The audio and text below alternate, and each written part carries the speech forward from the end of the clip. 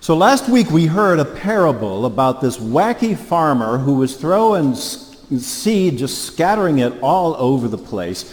And Jesus uses these metaphors that everybody and every time can understand, and he does it again this week in the parable of the weeds. This is a metaphor that is easy for us to grasp. I mean, who among us hasn't battled weeds in our gardens and in our yards, you know? And so he tells this story about a guy who plants good seed in his field, and then all of a sudden some scoundrel has shown up and planted weeds and messed everything up. Jesus' point is this: let them grow together.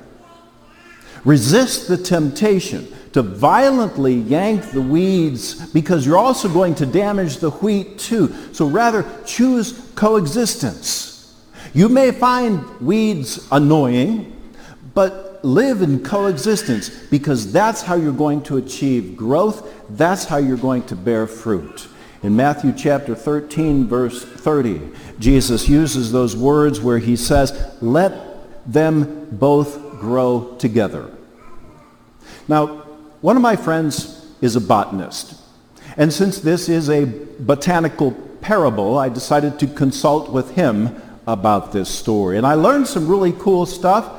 And I also learned some stuff that I wish I had never heard.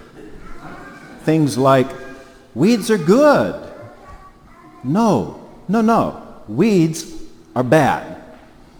I don't want dandelion. I don't want creeping Charlie in my yard. I don't want crabgrass. And I work hard to spend lots of money to get rid of them. But no, my botanist friend tells me, he says, a yard is actually much healthier and thicker when you have this diverse ecosystem that's going on there. Let the weeds go. And the pollinators are essential, but the weed killers are wiping them out. And I'm like, doggone botanists. He's right. but I wanted my pure green Scots lawn with no weeds allowed, and this pure monochromatic emerald yard. And I think sometimes we want our churches to be that way too, to look like that yard, right? Filled with only people who are like us, who look like us, who think like us, who believe like us, all the same. But perhaps if we hear the parable, it is best that we grow side by side, and maybe it's not our place as a fellow plant to call any of our siblings weeds. I used to make sandwiches at St. Malachi's Church on Cleveland's near west side. We would make hundreds of sandwiches and hand them out along with other food to the community of people who lived under the bridges on Cleveland's near west side. Now, as you can imagine, oftentimes homelessness, that experience is linked to mental illness as well. There was a woman who went to church after receiving one of the sandwiches that I made, and while she was sitting in the back pew of the church while the service was going on, she was talking out loud, talking to herself and carrying on a conversation with someone that no one else could see. One of the gentlemen who was at the church wearing a nice suit and tie turned around and looked at her and glared at her, and eventually this caught her attention, and she stopped talking. And she looked at him and she says, "Excuse me, sir, am I bothering you?" He said, "Yes, ma'am, as a matter of fact, you are." And she says, "Oh dear, I'm terribly sorry to hear that. You may leave." I love that story. What is a weed anyway? Here's a weed.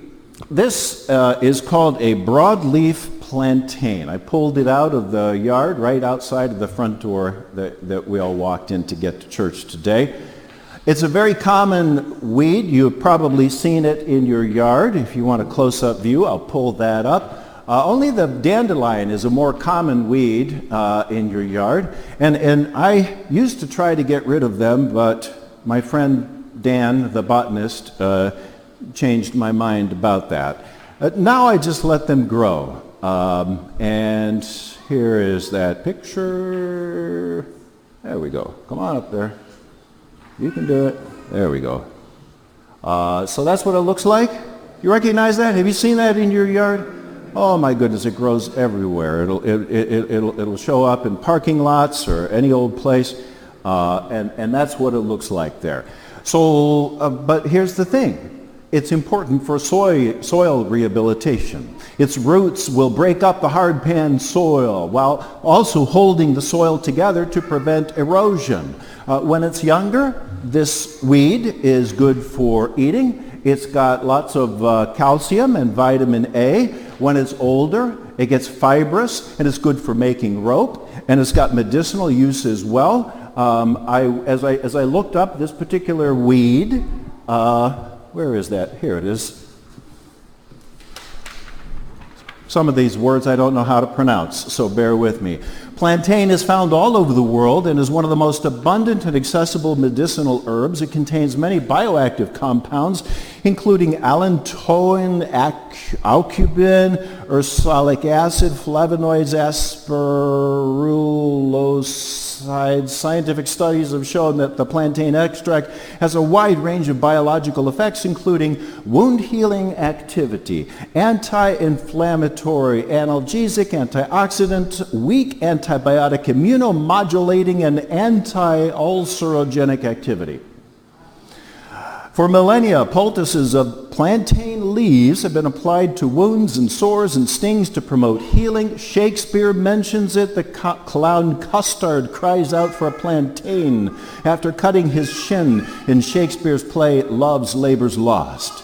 The active constituents are the antimicrobial compound aucubin, the cell growth promoter allantoin, a large amount of soothing mucilage, flavonoids, caffeic acid derivatives, alcohols, and the wax of the leaf surface. The root of the plantain is also traditionally used to treat wounds, as well as to treat fever and respiratory infections, and due to its astringent properties, a tea made of plantain leaves can be ingested to treat diarrhea or dysentery, and due to the high vitamin and mineral content, plantain tea simultaneously replenishes the nutrients that were lost as a result of diarrhea.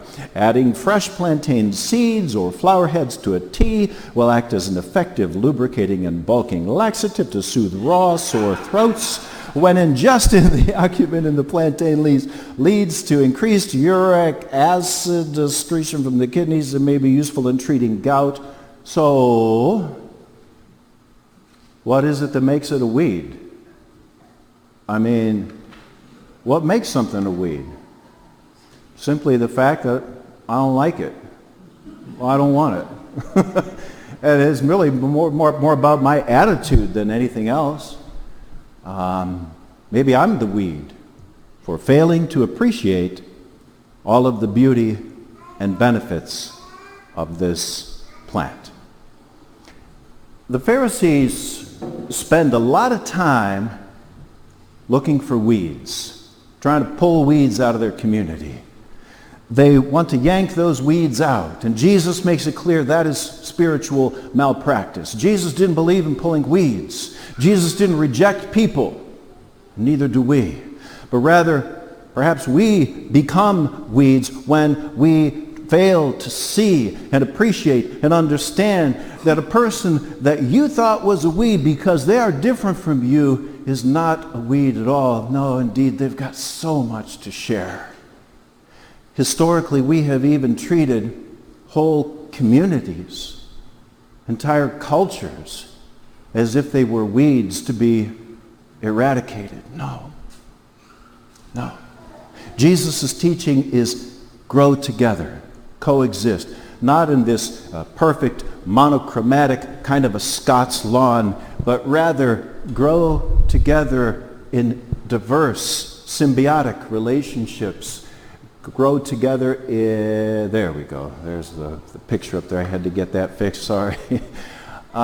In this diversity learning to coexist and appreciate that diversity. So far, we've looked at that parable in terms of what it means for our community and creating a community that is indeed diverse and welcoming. But on another level, this parable is a deeply personal parable about our own inner spiritual growth. You see, weeds don't just exist out there as if to say, well, I, of course, am the good wheat, and someone over there, they're the weeds, but hey, I'll let them exist.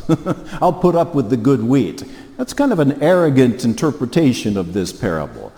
The fact is that within each one of us, weeds and wheat are growing together.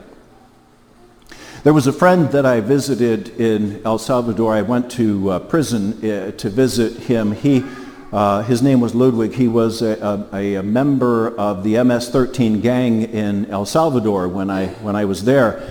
And I helped him to get out of the gang, but things went south again, and he actually ended up back in prison. While he was in prison, he wrote a poem. It was a beautiful poem. I'll never forget it. Part of the poem said, "Triste, feliz, demonios gris," and what it was he was saying is, I am a mix of evil and good. My demons are neither black nor white. My demons are gray. And it was an honest reflection written by a former gang member who was in prison about the way that he struggles in his inner self. He struggles to do good, but he knows that sometimes he also still has weeds that are growing in his soul. He knows that he is a mix of both. At the end of this parable, Jesus says in verse 30, "Let them both grow together until the harvest. And at harvest time I will tell the reapers, collect the weeds first and bind them in bundles to be burned, but gather the wheat into my barn." Now, some have read that as eternal hell for all of those bad people that we would consider weeds. That's one interpretation that presents God as this kind of vengeful punisher that might resonate with angry people who are also looking for revenge, but it doesn't jibe with the rest of Jesus' teaching. So here's another way to look at it. My spiritual path is about recognizing that within me there are weeds and wheat that are growing together, good and bad within me, and I welcome that purifying fire. It brightens my path. It burns away all that is impure within us. Not that I see others as weeds to be pulled from my garden, but rather I see patterns of thinking within myself.